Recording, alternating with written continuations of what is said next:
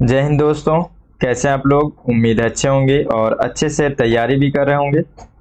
आप सभी की तैयारी को और बेहतर करने के लिए, उसमें वैल्यू एडिशन करने के लिए मैं आज के दिन में मेंस का जो प्रीवियस ईयर एग्जाम हुआ था उसमें किस तरीके से प्रश्न पूछे गए थे, इसका एनालिसिस लेकर के आया हूं, जो कि बहुत ज़्यादा इम्पॉर्टेंट है। आप लोग इसको बहुत अच्छे से समझिए, देखिए, क्योंकि अगर आप जो अभी करेंट अफेयर्स पढ़ रहे हैं, चाहे आप जितने भी चीज़ें आप अभी टॉपिक्स वगैरह सब्जेक्ट्स की तैयारी कर रहे हैं, तो आपको जो फोकस है वो फोकस यहाँ से आएगा कि जब आप प्रीवियस ईयर का जो क्वेश्चन देखेंगे, तब आपको ज़्यादातर अच्छे से समझ में आता है कि आपको टॉपिक में क्या पढ़ना है, कैसे पढ़ना है, किस टॉपिक को ज़्यादा अच्छे से पढ़ना है, किसको नॉर्मल पढ़ना है, किसको छोड़ देना है। तो ये सारी चीज़ें जो है आपको ये प्रश्न जो है हम लोग यहाँ से समझते हैं, और साथ ही साथ हमारा सिलेबस होता है। तो इस पे हम लोग को बहुत ज़्यादा फोकस रखना है और उसको हमेशा एक बेस लेकर के चलना है। कभी भी आप स्टडी कर रहे हैं, यदि आपको प्रश्न अच्छे से नहीं समझ में आया है या फिर आपको जो सिलेबस है वो नहीं पता है, तो आप अच्छे से उन सबको पहले जानकारी लीजिए और बीच बीच में लगातार पढ़ते रहिए, क्योंकि वो आपके डायरेक्शन को सही तरीके से बनाता है। ठीक है, यही डायरेक्शन बताएगा ना कि आपको किस तरीके से तैयारी करना है, किस तरीके से किस टॉपिक को पढ़ना है ना। तो इसलिए ये आपके लिए बहुत ज़्यादा ज़रूरी है। ठीक है, तो चलिए देखते हैं। आज हम लोग जो है एसी का जो पेपर है, जो निबंध का पेपर है, और साथ ही साथ जो पहला पेपर है इसमें जीएस का, उसको देखने वाले हैं। नॉर्मली मैं आपको बता दूं, वैसे कभी अगर आप लोग कमेंट करेंगे, यदि आप लोगों को अभी तक जानकारी नहीं होगा उस तरीके से, तो मैं कमेंट करने पे आप लोग अगर कमेंट करेंगे तो मैं फिर उसके हिसाब से जो है पूरा पैटर्न लेकर के आऊंगा। हम लोग अभी पैटर्न पे बात नहीं कर रहे हैं, तो इसलिए मैं अभी आपको ज़्यादा पैटर्न वगैरह नहीं बताऊंगा। उसमें वो अलग हमारा कॉन्सेप्ट है, तो हम लोग अलग उसको देखेंगे। नॉर्मली मैं जैसे यहाँ पे आपको बता देता हूँ कि हम लोगों का जैसे एक सबसे पहले मेंस में आप देखेंगे कि हम लोगों का पहला जो पेपर होता है वो निबंध का होता है। उसके बाद से आप देखेंगे कि जो 4 पेपर ऐसे होते हैं जो जीएस के होते हैं, जनरल स्टडीज के होते हैं। 4 पेपर होते हैं ये। उसके बाद से फिर 2 पेपर होता है हम लोगों का, जो कि हमारे ऑप्शनल का होता है। और उसके बाद से फिर हम लोगों का 2 पेपर होता है हिंदी इंग्लिश का। तो इस तरीके से हम लोग का जो मेंस का जो है जो पूरा एक क्राइटेरिया ये कंप्लीट होता है। तो हम लोग इसको धीरे धीरे करके सारी चीज़ों को समझेंगे आगे चल करके। तो आज हम लोग सबसे पहले जो है निबंध के बारे में देखने वाले हैं, और प्रश्न पत्र जो पहला है उसके बारे में देखेंगे। ठीक है, साथ ही साथ मैं यहाँ पे आपको सिलेबस भी साथ में साथ कंबाइन करके बताते हुए चलूंगा। बहुत अच्छा, बहुत बेहतर वीडियो होने वाला है, बहुत यूजफुल होने वाला है आपका। आप जो ये वीडियो अगर देख रहे हैं तो इसलिए आप थोड़ा सा धैर्य रख करके जो है पूरा वीडियो को देखिए, समझिए, कमेंट करके बताइएगा, लाइक जरूर कीजिएगा। ठीक है, क्योंकि ये सब आप लोगों के लिए जितना ज़्यादा हो सकता है मैं अपने तरफ से कोशिश कर रहा हूँ कि आप लोग बेहतर तरीके से इन सभी चीज़ों को समझें। ठीक है, तो चलिए देखते हैं हम लोग सबसे पहले कि ये जो जैसे कि ऐसे है ना, तो ऐसे जो निबंध है, निबंध का थोड़ा सा कुछ जो सिलेबस में जितनी बातें हैं उसी को हम लोग थोड़ा ध्यान रखते हैं और एक बार पढ़ लेते हैं, है ना। देखिए, जैसे कि उम्मीदवार को विविध विषयों पर निबंध लिखना होगा। उनसे अपेक्षा की जाएगी कि वे निबंध के विषय पर ही केंद्रित रहें। आप देखिए कि यूपीएससी क्या सोच करके इस तरीके का वर्ड आपको बोलना चाह रहा है। जैसे मैं वीडियो में आपको इंस्ट्रक्शन दे रहा हूँ शुरुआत में, अभी वीडियो चालू नहीं हुआ है, तो वो कहीं ना कहीं जो यूपीएससी है वो यही सोच रहा होगा। देखिए, मतलब आप खुद सोचिए कि हम लोग आईएएस का एग्जाम दे रहे हैं और हम लोग को अभी निबंध लिखना है, और यूपीएससी जो कि हम लोग को आगे चल करके आईएएस आईपीएस अदर और जितने भी हम लोगों का लक्ष्य अगर लोगों का है, उस तरीके से हम लोग वो सारी चीजें जो है हम लोग आगे चल करके बनने वाले हैं, उन सभी के का एग्जाम यहाँ पे लेना चाह रही है यूपीएससी। और वहां पे हम लोगों को ये इंस्ट्रक्शन देना पड़ रहा है उसको कि निबंध के विषय पर ही केंद्रित रहें। मतलब आप समझ पा रहे हैं, ये मतलब बहुत बड़ा वर्ड है। ये लग रहा है कि 2 लाइन में खत्म हो गया, लेकिन देखिए फिर भी यूपीएससी आपको समझ रहा है, वो सारी चीजें जान रहा है, लेकिन उसके बाद भी आपको यहाँ पे एक तरीके से इंट्रोड्यूस कर रहा है। मतलब समझ रहे हैं आप, यहाँ पे एक अलग से आपको एक हिंट कर रहा है। जैसे नोट लिखा रहता है ना कि नोट सावधान, इस तरीके का।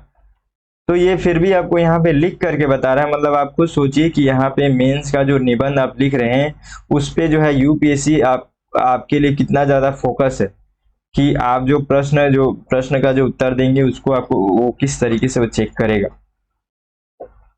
कई लोग आंसर आप लोग लिख रहे थे अभी जो टेलीग्राम का ग्रुप है उसमें, लेकिन अभी आप लोग नहीं लिख रहे हैं। अब जो भी हुआ होगा नहीं पता, देखिए लेकिन ये सब चीज़ें क्या है, आप लोग जिस तरीके से लिख रहे थे और जो अगर लगता है कहीं पे गलत है तो मैं उस चीज़ को बहुत ज़्यादा मतलब स्ट्रिक्टली आपको मैं बोल दे रहा था कि हाँ यहाँ पे इस तरीके से गलत है, ये करना है। क्योंकि देखिए यहाँ पे यूपीएससी जो है इसी तरीके से वो भी चलता है, ठीक है। उसमें अगर आप कमजोर रहेंगे तो फिर आप कुछ नहीं कर पाएंगे, तो इसलिए जो सही है उसको बताना यहाँ पे जरूरी रहता है। लेकिन अभी आप लोग थोड़ा सा उसको कम कर दिए। देखिए लगातार लगे रहिए तभी जा कर के आप जो है बेहतर कर पाएंगे, ठीक है। तो यहाँ पे देखिए जो सिलेबस है, सिलेबस में इस तरीके से यूपीएससी आपको पहले से ही एक सावधानी जो है यहाँ पे बरतने के लिए बोल रही है कि आप जो है पूरा केंद्रित रहें, ठीक है। अपने जो विषय जो आपको दिया गया उसी पर केंद्रित रहें तथा अपने विचारों को सुनियोजित रूप से व्यक्त करें और संक्षेप में लिखें। प्रभावी और सटीक अभिव्यक्ति के लिए अंक प्रदान किए जाएंगे। बताइए और मतलब आपको मैं क्या समझाऊं। देखिए जिस तरीके से आप ये मतलब सिलेबस देखिए कि सिलेबस ये सिलेबस है, मतलब कहीं पे भी आप ऐसा सिलेबस देखें जहाँ पे कोई पॉइंट कोई विषय नहीं है, लेकिन आपको कैसे आंसर को लिखना है वो चीजें यहाँ पे बता दिया गया है, वही सिलेबस है आपका, है ना। तो ये काफी एक अलग तरीके का एग्जाम है, आप लोग बिल्कुल भी मजाक में मत लीजिएगा, ठीक है। आपके व्यक्तित्व को चेंज कर देगा। आप लोग अगर कई लोग ऐसे हैं जो लोग अभी एक बार कमेंट करके बताइएगा कितने लोग का अभी फर्स्ट अटेम्प्ट है, अभी फर्स्ट अटेम्प्ट आप लोग 24 में देंगे, कमेंट करके एक बार जरूर बताइएगा, ठीक है। तो बिल्कुल भी मजाक में मत लो आप लोग, मैं सीरियसली बोल रहा हूँ, आप लोग मजाक में मत लो। 2 से 3 एग्जाम देने के बाद आप लोगों की स्थिति ऐसी नहीं रहेगी मजाक वाली, आप लोग का व्यक्तित्व तो इतना ज़्यादा बदल जाएगा, ठीक है। तो आप लोग इस बात को याद रखना। चलिए देखते हैं निबंध के लिए अब हम लोगों के पास क्या क्या ऐसा प्रश्न आया हुआ है जो हम लोगों को थोड़ा सा समझना है, देखना है, ठीक है। उसके बाद से फिर हम लोग आगे बढ़ेंगे। पहले हम लोग एसे के बारे में हम लोग देख रहे थे, निबंध के बारे में देख रहे थे, तो निबंध का अब हम लोग निबंध का पहले सिलेबस देख लिए, इंस्ट्रक्शन देख लिए, अब हम लोग जो है यहाँ पे क्वेश्चंस को देखते हैं, ठीक है। तो देखिए अभी यहाँ पे क्या क्या क्वेश्चन आया हुआ है, इसको यहाँ पे 2 खंडों में बांट दिया गया है, ठीक है। तो खंड ए और बी, प्रत्येक में से एक एक विषय चुनकर 2 निबंध लिखिए जो प्रत्येक लगभग की यहाँ पे 1000 से लेकर के 1200 शब्दों में होना चाहिए, ठीक है। तो इस तरीके से आपको जो है निबंध लिखना है, ठीक है। तो देखते हैं खंड ए और खंड जो बी है उसमें आपको किस तरीके से जो है यहाँ पे जो प्रश्न है उनका आंसर देना है, आपको ऐसे लिखना है। देखिए यहाँ पे आपको 4 ऐसे दिया हुआ है, ठीक है, 4 टॉपिक्स दिए हुए हैं ये कह सकते हैं। इनमें से किसी एक में आपको आंसर राइटिंग करना है, आंसर लिखना है, ठीक है। आप लोगों को मैं ये आप लोग अगर सहमत हो तो आप लोग जरूर कर लेना। देखिए इसमें से आप खुद भी एक सेलेक्ट कीजिए, आज संडे है तो आज कुछ नया, मैं बहुत बार सोच भी रहा था, लेकिन मैं पहले देखना चाह रहा था कि आप लोग के जो मैं ग्रुप चालू किया हूँ उस ग्रुप में आप लोग कितना और कब तक जो है आप लोग टिक करके रह पाते हैं। कंटिन्यूटी आप लोगों को मैं देखना चाह रहा था कि आप लोग कितने दिनों तक कंटिन्यू जो है आलोचनाएं सहते हुए आप लोग कर सकते हैं। तो वो चीज़ अगर मैं अच्छे से मुझे नहीं दिखा, नहीं तो मैं और आगे और भी बहुत कुछ करता उसमें, बट फिर भी आप लोग अगर कोशिश करेंगे तो मैं हमेशा वहां पे खड़ा हूँ। अगर आप लोग चाहते हैं कि आप लोग यहाँ पे जो है ऐसे का भी प्रैक्टिस करें संडे के दिन में, तो इसमें से आप लोग भी एक सेलेक्ट कर लीजिएगा और उसके ऊपर लिखने का प्रयास कीजिएगा, ठीक है। देखिए पहला यहाँ पे क्या दिया हुआ है कि आर्थिक समृद्धि हासिल करने के मामले में वन सर्वोत्तम प्रतिमान होते हैं। आर्थिक समृद्धि हासिल करने के मामले में वन सर्वोत्तम प्रतिमान होते हैं। अब इस पे आपको निबंध लिखना है, ठीक है। दूसरा देखिए, कवि संसार के अनधिकृत रूप से मान्य विधायक होते हैं। मतलब आपको लगे कि ये इतना मतलब बहुत छोटा हो गया, आपको समझ में ही नहीं आया इतने छोटे से वर्ड में, लेकिन आपको इस पे निबंध लिखना है। ये इतना बड़ा मतलब इस इन सब का जो भावनाएं जो आप मतलब जो इसका मर्म जिसको कहते हैं कि इसके बैकग्राउंड में ये क्या बोलना चाह रहा है, अगर आप उसको समझेंगे तब आपको समझ में आएगा कि ये जो प्रश्न है वो कितना मतलब बड़ा है, ऐसे लिखने के लिए प्रश्न है ये, ठीक है। देखिए क्या बोले यहाँ पे, कवि संसार के अनधिकृत रूप से मान्य विधायक होते हैं, ठीक है। तो ये समझ चाहिए आपको। कई लोगों को अभी समझ में ही नहीं आ रहा होगा कि मैं इसमें क्या लिखूं, ठीक है। तो आप उस लेवल तक का समझ बनाने के लिए आपको सबसे पहले अपने आप में डेडिकेटेड होना पड़ेगा, एक समझदार। जितना ज़्यादा समझदारी आपको ज़रूरत है उतना ज़्यादा आपके अंदर करना पड़ेगा।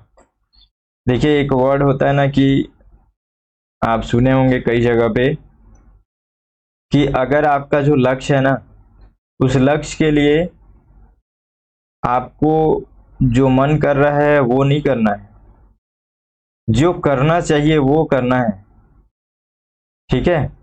मतलब ये दोनों में बहुत अंतर है। आपके मन के ऊपर अब नहीं हो सकता कुछ भी चीज़।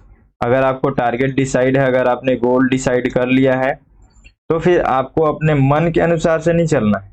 इस गोल में आपको पहुंचने के लिए क्या करना चाहिए उसको करना पड़ेगा। फिर वहां मन को खराब लग रहा है कि अच्छा लग रहा है कि दुख लग रहा है कि मतलब किसी भी तरीके का प्रॉब्लम को, ठीक है। तो ये चीजें आप हमेशा ध्यान रखिएगा। बहुत ज़्यादा ये इस चीज़ में ज़रूरत है, इस एग्ज़ाम के लिए बहुत ज़्यादा ज़रूरत है। और एक चीज़ जितना जल्दी आप समझ जाएंगे उतना कम समय लगेगा, नहीं तो समय जो है वो ऐसे ही बीत जाता है, ठीक है। तो आप लोग इसको थोड़ा सा ध्यान रखिए, जो करना चाहिए आपको वो कीजिए, ठीक है। ये हो सकता है कि आपको आज समझ में नहीं आ रहा होगा, कई लोग अगर नए लोग होंगे, कई लोग एग्ज़ाम दिए होंगे तो उन लोगों को समझ में आ जाएगा। तो अगर आप लोगों को नहीं समझ में आ रहा तो एक दो बार इसका इस तरीके से ऐसे लिख करके देखिए, पढ़ करके देखिए, समझने की कोशिश कीजिए। धीरे धीरे फिर आपको हर चीज़ समझ में आने लगे। लेकिन उसके लिए क्या चाहिए, उसके लिए डेडिकेशन चाहिए, उसके लिए आपको एक धैर्य चाहिए कि आप लगातार जो है उस चीज़ को समझने के लिए अपना समय दें उसमें, ठीक है। तो ये सारी चीज़ें ज़रूरी है।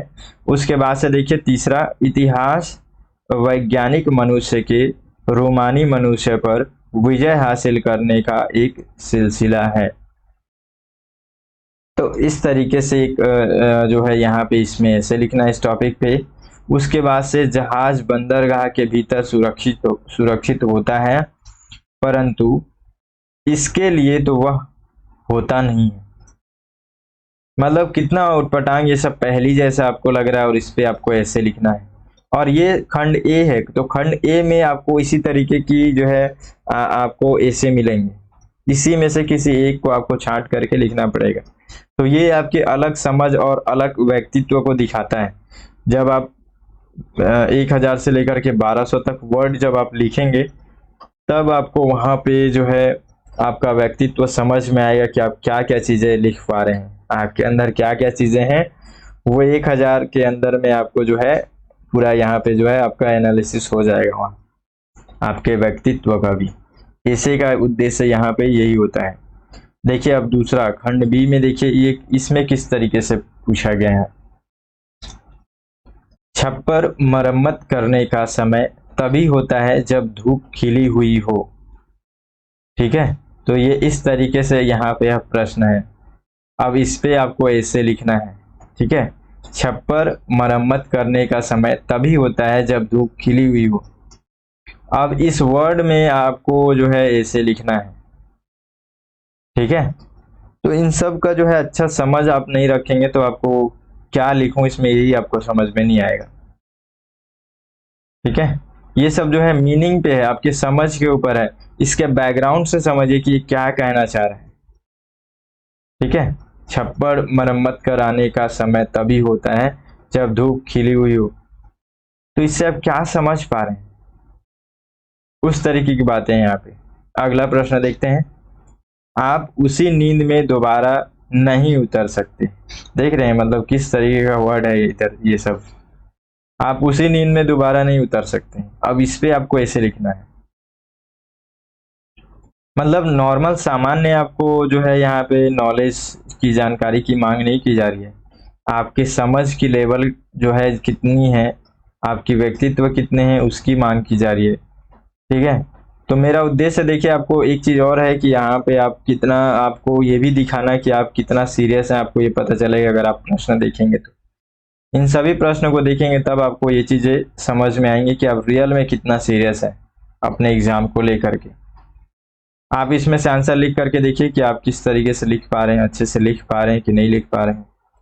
और इसी एग्जाम को दे करके जो है इस बार लोगों ने पास भी किया एग्जाम को, है ना। तो फिर उनमें है तो आप उस तरीके से अगर मेहनत करेंगे तो आप में भी आएगा, है ना। प्रश्न को देखिए मैं इसी तरीके से ही इसी सब चीजें बातों को ही डिस्कस करने के लिए लेकर के आया हूँ।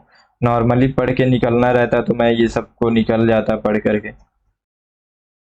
ठीक, चलिए अगला देखिए यहाँ पे, हर असमंजस के लिए मुस्कुराहट ही चुनिंदा साधन है। हर असमंजस के लिए मुस्कुराहट ही चुनिंदा साधन है।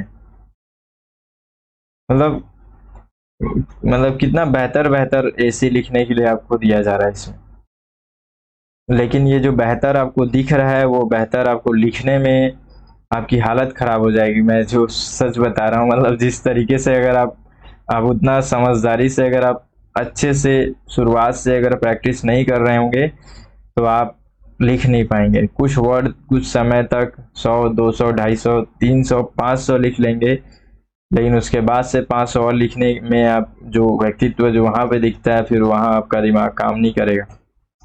तो इसलिए ये सब चीज़ों के लिए ये बिल्कुल भी हल्के में ना लें आप लोग।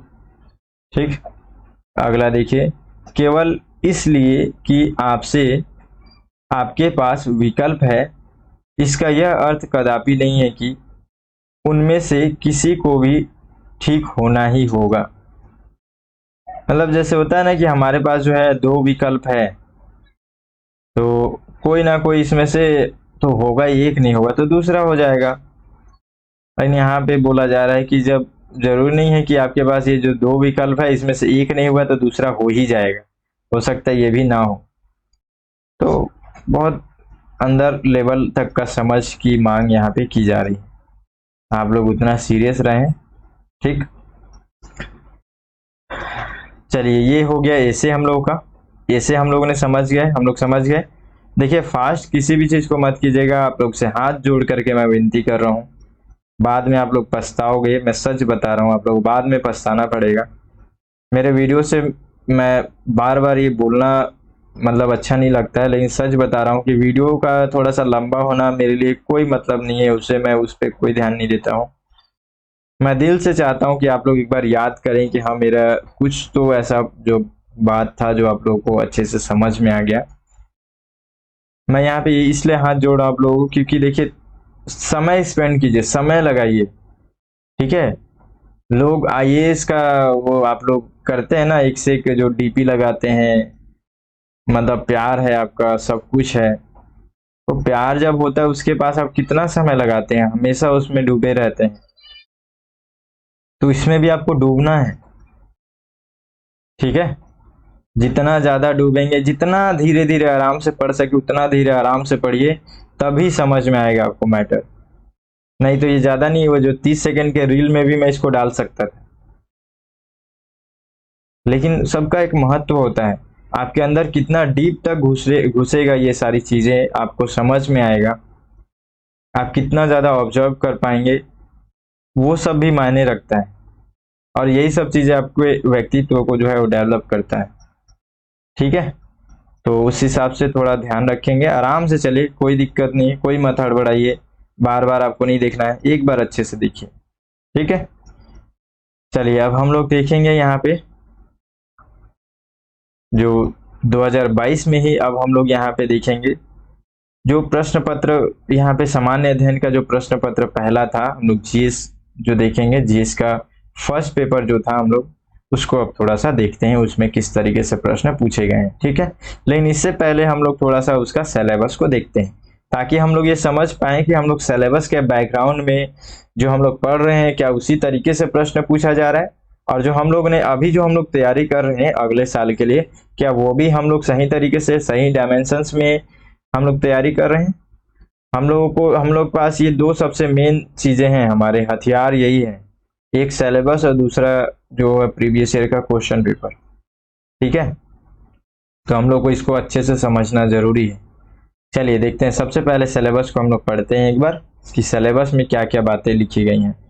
देखिए ये है सामान्य अध्ययन, ये सामान्य अध्ययन प्रश्न पत्र 2 है ये, क्योंकि एक तो आपका ऐसे हो गया, ये सामान्य अध्ययन का जीएस का 1 पहला पेपर है, और प्रश्न पत्र में बोले तो दूसरा प्रश्न पत्र है। ठीक है, तो चलिए इसको थोड़ा सा देखते हैं कि इसमें क्या क्या मुख्य बातें हैं। देखिए टाइटल में आप देखेंगे कि भारतीय विरासत, संस्कृति, विश्व का इतिहास, भूगोल, समाज। ठीक है, मतलब पहला समाज हो गया, दूसरा भूगोल हो गया, तीसरा इतिहास हो गया, अब हम लोग इसको मान सकते हैं इसकी चौथा। ठीक है, तो इसमें 4 चीजें हैं। हमेशा याद रखिएगा कि जीएस 1 में हमारे लिए क्या क्या सब्जेक्ट है, मैं ये भी यहाँ पे कोशिश कर रहा हूँ आपको बताने की। ठीक है, तो हम लोग जब भी ज्योग्राफी से रिलेटेड करंट में पढ़ते हैं तो हम लोग को जीएस पेपर 1 से पढ़ते हैं। समाज से रिलेटेड जितने भी चीजें हम लोग पढ़ते हैं, महिलाओं से संबंधित चीजें हम लोग पढ़ते हैं, शहरीकरण, सामाजिक व्यवस्थाएं, ये सारी चीजों से जो पढ़ते हैं वो सब प्रश्न पत्र 1 में आता है। प्रश्न पत्र 2 में भी आपको मिल जाएगा, लेकिन अभी हम लोग प्रश्न पत्र 1 का बात कर रहे हैं। ठीक है, तो ये 4 टॉपिक जो है ये कवर होते हैं। अब हम लोग थोड़ा सा इसको बड़े लेवल पे पढ़ के देखते हैं कि इसके अंदर और क्या क्या बातें हैं। ठीक है, तो भारतीय संस्कृति में प्राचीन काल से आधुनिक काल तक के कला के रूप में साहित्य और वास्तुकला के मुख्य पहलू शामिल होंगे। ठीक है, ये सभी अभी हम लोग देख रहे हैं, पूरा जो इतिहास से संबंधित चीजें हम लोग यहाँ पे देख रहे हैं। इसमें हम लोग सांस्कृतिक विरासत, ये सब चीजें इसी में हम लोग को देखेंगे।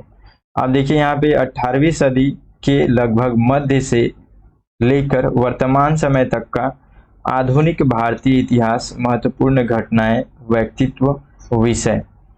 देखिए ये नॉर्मल नहीं पढ़ना है इसको, महत्वपूर्ण घटनाएं।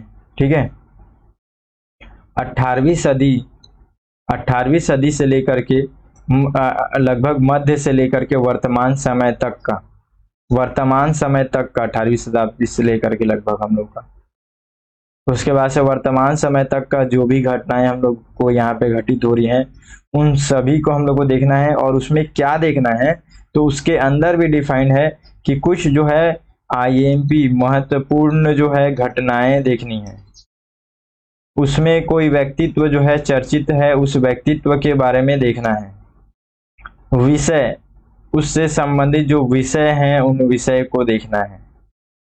ठीक है, तो इस तरीके से हम लोग को जो है सिलेबस क्या बोलना चाह रहा है उसको भी समझना पड़ेगा। ठीक है, तब हम लोग अच्छे से जो है अपने एग्जाम की तैयारी कर पाएंगे। आप ध्यान रखिएगा कि देखिएगा, आप यहाँ से आपको प्रश्न भी दिखेगा। अभी हम लोग अभी जब प्रश्न को देखेंगे तो फिर देखिए आगे, स्वतंत्रता संग्राम, इसके विभिन्न चरण और देश के विभिन्न भागों से इनमें अपना योगदान देने वाले महत्वपूर्ण व्यक्ति और उनका योगदान। ये समझ में आया। ये स्वतंत्रता संग्राम को लेकर के भी अलग से यहाँ पे बातें बताई गई हैं कि उससे रिलेटेड चीजें जो हैं वो भी प्रश्न में यहाँ से पूछे जाएंगे, एग्जाम में पूछे जाएंगे। देखिए अगला, स्वतंत्रता के पश्चात जो है देश के अंदर एकीकरण, पुनर्गठन। तो जब स्वतंत्र होने के बाद से हमारी क्या स्थिति थी, हम लोगों ने अपने देश को जो है किस तरीके से एकीकरण और पुनर्गठन किया, तो ये सब बातें जो हैं हम लोगों को भी ध्यान रखना होगा, यहाँ से भी प्रश्न बनेगा। ठीक है, सिलेबस के अनुसार। विश्व के इतिहास में 18वीं सदी की घटनाएं, औद्योगिक क्रांति, विश्व युद्ध, राष्ट्रीय सीमाओं का पुनः सीमांकन, उपनिवेशवाद की समाप्ति, राजनीतिक दर्शन शास्त्र जैसे साम्यवाद, पूंजीवाद, समाजवाद आदि शामिल होंगे। उनके रूप और समाज पर उनका प्रभाव शामिल होगा। तो यहाँ से लगभग देखेंगे कि विश्व इतिहास से जो है प्रश्न उस तरीके से नहीं पूछे जा रहे हैं, लेकिन प्रश्न एक तरीके से बोलूं तो पूछे भी जा रहे हैं, क्योंकि इसमें एक कॉन्सेप्ट है, इतिहास नहीं है, कॉन्सेप्ट पूछा जा रहा है। जैसे देखिए अभी ये उपनिवेशवाद है, तो उपनिवेशवाद जैसे राजनीतिक दर्शन, तो इन सभी चीजों इस तरीके जैसे साम्यवाद, पूंजीवाद, इन सब की बेहतर समझ अगर हो तो आप इसका आंसर दे सकते हैं। ठीक है, तो लगभग इस तरीके से यहाँ से प्रश्न पूछे जा रहे हैं।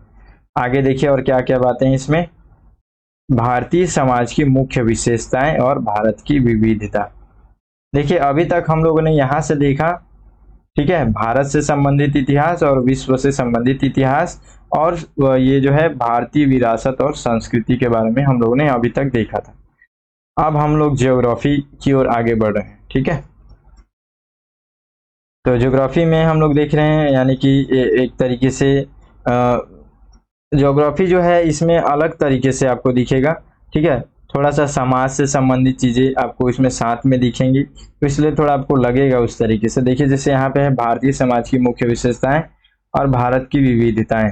ठीक है, अच्छा ये अच्छा हम लोग पहले समाज को देख रहे हैं यहाँ पे। ठीक है, उसके बाद हम लोग देखेंगे नीचे साइड में ज्योग्राफी है। तो चलिए देखते हैं समाज के बारे में क्या क्या बातें हैं। देखिए भारतीय समाज की मुख्य विशेषताएं और भारत की विविधता। ठीक है, उसके बाद से महिलाओं की भूमिका और महिला संगठन, जनसंख्या। देखिए महिलाओं से संबंधित मैं आपको बहुत अच्छे से, आप जब प्लेलिस्ट में नहीं केवल वीडियोस में ही अगर चले जाते हैं तो आपको अलग से दिख जाएगा महिलाओं के बारे में। मैं जो टॉपिक है उसका थंबनेल भी चेंज कर दिया हूँ। महिलाओं से संबंधित जो मुद्दे इस तरीके से मैं वहाँ पे लिखा हुआ हूँ, आप लोग एक बार जरूर देखिएगा, क्योंकि महिलाओं से संबंधित मैं उसमें आपको बताया भी हूँ कि किस तरीके से प्रश्न लगातार पूछे जा रहे हैं। तो ये टॉपिक बहुत ज़्यादा इम्पोर्टेंट है और अभी के लिए और ज़्यादा इम्पोर्टेंट है। ठीक है, तो आप उस हिसाब से जा करके देख लीजिएगा, एक बार जरूर देखिएगा उसको। ठीक है, वहां से मतलब वो क्या है ना कि नॉर्मल कोई बातें मैं नहीं किया हूँ, टू द पॉइंट, और जितने अगर कुछ डाटा हैं तो उन डाटा को लेकर के हम लोग कैसे सुधार कर सकते हैं, बहुत सारी चीज़ें उसमें बातें उसमें हैं जो आप एक बार उसको अच्छे से समझ के तैयारी कर लेंगे तो लगभग आप बहुत सारे ऐसे जो एग्जाम्स में जो टॉपिक्स इस तरीके से महिलाओं से संबंधित आते हैं तो आप बहुत अच्छे से एग्जाम उसमें कुछ ना कुछ तो जरूर वहाँ पे लिख सकते हैं। केवल वैल्यू एडिशन करना रहेगा, बाकी आपको ये जो टॉपिक है ये पूरा अच्छे से आपका तैयार हो जाएगा, एक बार आप जा करके देखिए उस वीडियो को। ठीक है, तो देखिए यहाँ पे क्या बोला जा रहा है, महिलाओं की भूमिका, महिला संगठन, जनसंख्या एवं संबद्ध मुद्दे, गरीबी और विकासात्मक विषय, शहरीकरण, उनकी समस्याएं और रक्षोपाय। तो इन सभी चीजों से संबंधित देखिए महिला हो गए, महिला संगठन, जनसंख्या, जनसंख्या से संबंधित मुद्दे, गरीबी। अब गरीबी है तो उनका विकास किस तरीके से हो, शहरीकरण, फिर उनकी समस्याएं, और उनकी समस्याएं तो ठीक है, उनको उन समस्याओं से निकलने के लिए भी कुछ रास्ते जो है वो भी चीजें यहाँ पर है। ठीक है, देखिए आगे भारतीय समाज पर भूमंडलीकरण का प्रभाव, सामाजिक सशक्तिकरण, संप्रदायवाद, क्षेत्रवाद, धर्मनिरपेक्षता, विश्व के भौतिक भूगोल की मुख्य विशेषताएं। तो ये आपको अलग, ये अलग हो गया। ठीक है, ये सब चीजें आप यहाँ पे इसी टॉपिक के अंतर्गत आ रहा है कि जो भारतीय समाज है उसमें भूमंडलीकरण का क्या प्रभाव है, ये सब टॉपिक्स हैं। अब यहाँ पे जैसे ये जो है एक यहाँ पे वर्ड हो गया ये सामाजिक सशक्तिकरण। ठीक है, तो हम लोग ये सब चीज़ों को भी कई बार हम लोग पढ़ते रहते हैं लेकिन उस तरीके से फोकस करके ध्यान नहीं देते हैं, फिर यहाँ से प्रश्न बनता है तो हम लोग को सोचना पड़ता है। तो देखिए यहाँ पे ये मेंशन किया गया है इस सिलेबस में कि सामाजिक सशक्तिकरण, फिर संप्रदायवाद, क्षेत्रवाद, धर्मनिरपेक्षता, इन सब के बारे में भी यहाँ पे प्रश्न पूछा जा सकता है। फिर आगे देखिए अब विश्व के भौतिक भूगोल की मुख्य विशेषताएं। ठीक है, अब यहाँ से ज्योग्राफी का जो टॉपिक है, लगभग आप देखिए ज्योग्राफी में भी हम लोग देखते हैं जनसंख्या, समाज से संबंधित अलग तरीके से थोड़ा सा देखते हैं, लेकिन देखते हैं। ठीक है, तो जरूरी नहीं है ना, इसलिए मैं आपको बोला हूँ टॉपिक और सिलेबस में है हमारे तो आप उसको पढ़िए। पेपर 1 में आ रहा है कि पेपर 2 में आ रहा है उससे कोई मतलब नहीं है, पहले आ रहा है कि बाद में आ रहा है उससे कोई मतलब नहीं। आप उस चीज का आंसर अच्छे से दे दें बस।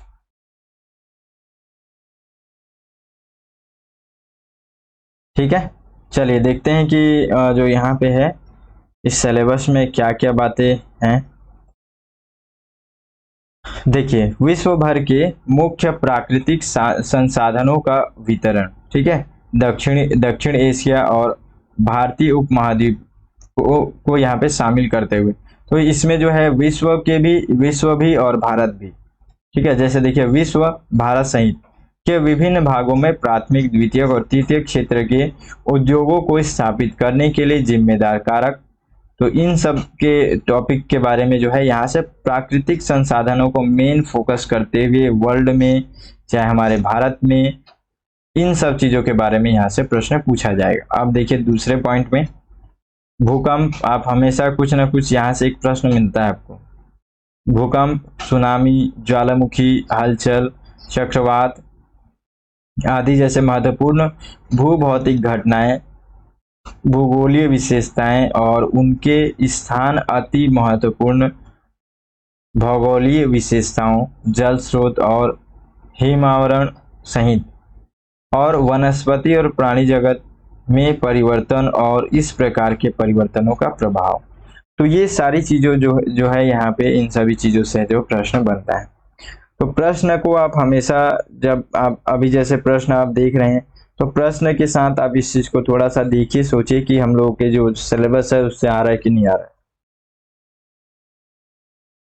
आप देखेंगे कि वो करंट में भी होता है और हमारे सिलेबस से संबंधित होता है।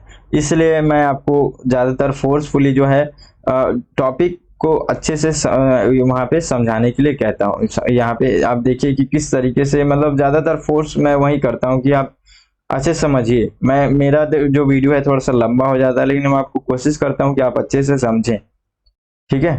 तो यहाँ पे इतने सारे टॉपिक हैं, इन टॉपिक का आपको बेहतर समझ होना जरूरी है, तभी आप आंसर लिख पाएंगे, ठीक है।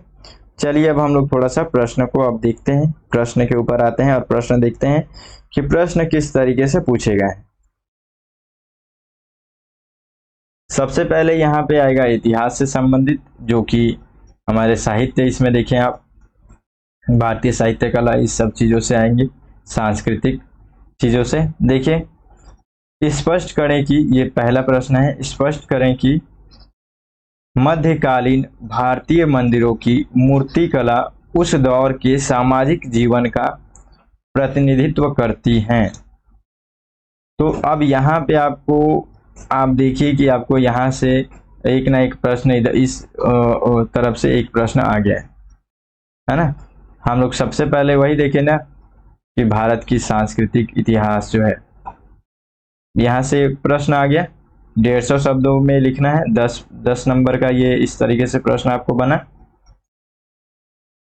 पूरे 20 प्रश्न रहते हैं इसमें, ठीक है। देखिए अगला प्रश्न, दूसरा प्रश्न देखिए, अधिकांश भारतीय सिपाहियों वाली ईस्ट इंडिया की सेना क्यों तत्कालीन भारतीय शासकों की संख्या बल में अधिक और बेहतर सुसज्जित सेना से लगातार जीतती रही, कारण बताएं।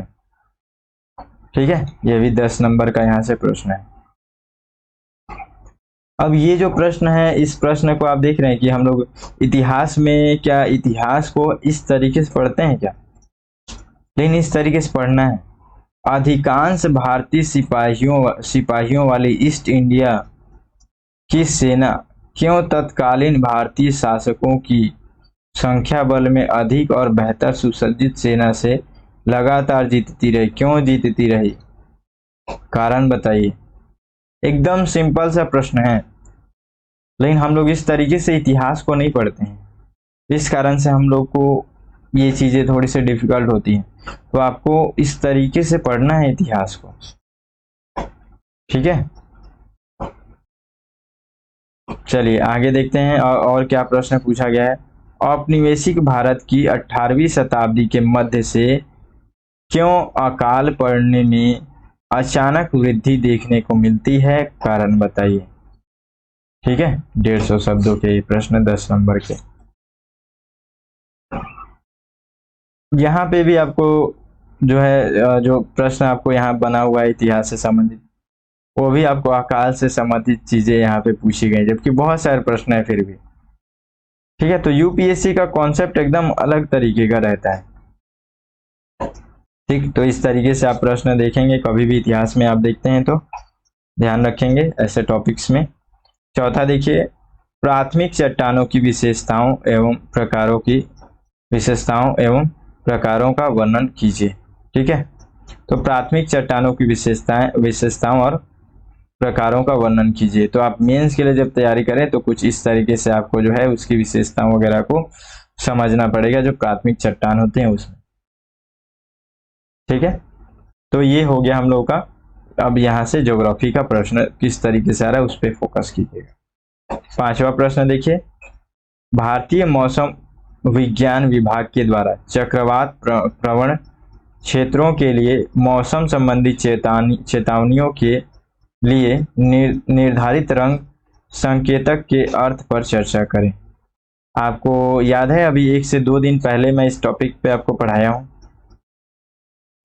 जिसमें मैं आपको बता रहा था, हम लोग पढ़ रहे थे उस समय कि हम लोग जो है जब बहुत ज़्यादा एक धूप जो होता है, ठीक है, हीट वेव के समय में मैं आपको सब चीज़ें बता रहा था।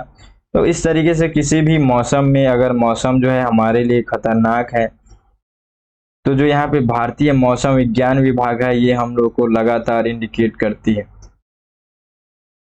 और उसके अलग अलग जो है रंगों के द्वारा भी संकेत होता है ना, कि हम लोगों को मतलब किस तरीके से जो है कलर के हिसाब से हम लोग कितना सावधानी बरतें, इस तरीके से इंडिकेट करती है। तो उसके बारे में हम लोग को यहाँ पे वर्णन करना है।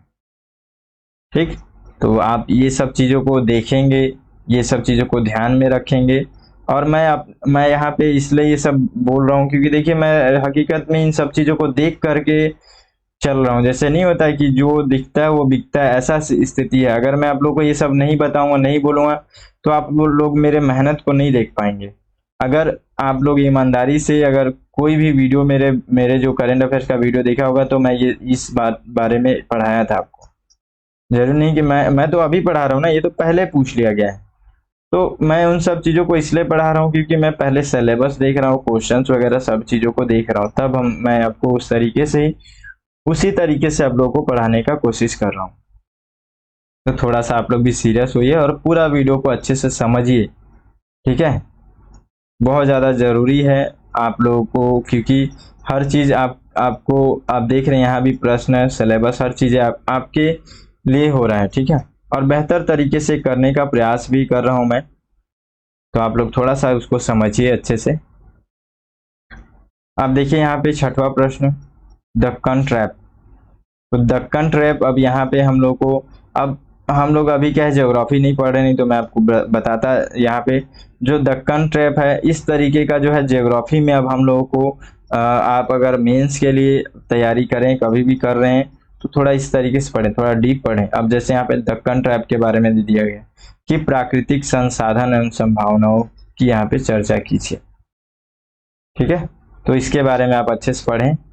ये अब डायरेक्टली हम लोग को कोर ज्योग्राफी से यहाँ पे दिख रहा है। फिर भारत के पवन ऊर्जा की संभावना पर परीक्षण कीजिए एवं उनके सीमित क्षेत्रीय विस्तार के कारणों को समझाइए।